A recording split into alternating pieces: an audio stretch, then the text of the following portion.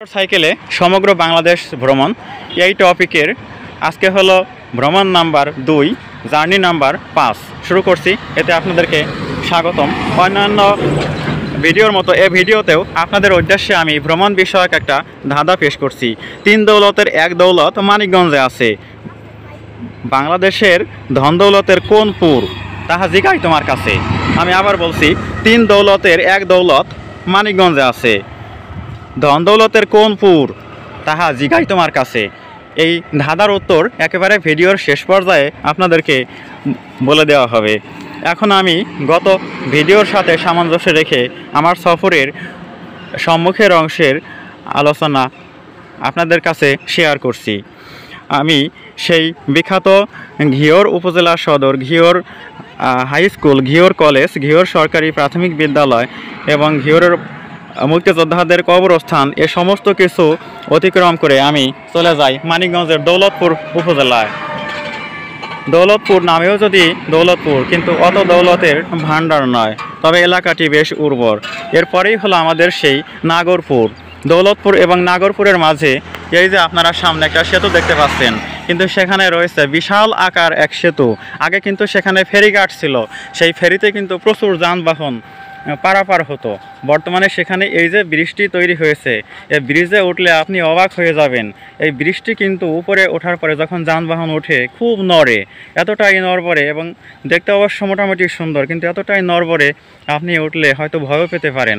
এবং সেই কালীগঙ্গা নদীর উপর নির্মিত নাগরপুরের প্রবেশ মুখে সেই সেতুটির চারপাশের ভিউ দেখে আপনি অবাক হয়ে যাবেন।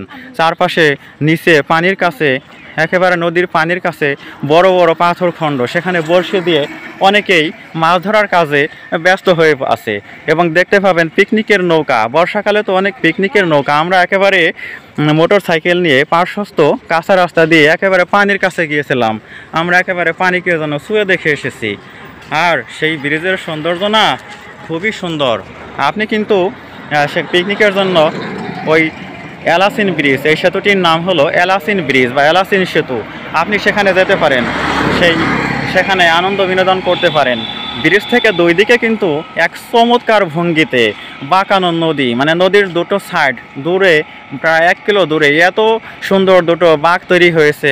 একটা বাঁক ডান দিকে আর একটা বাঁক হলো বাম দিকে।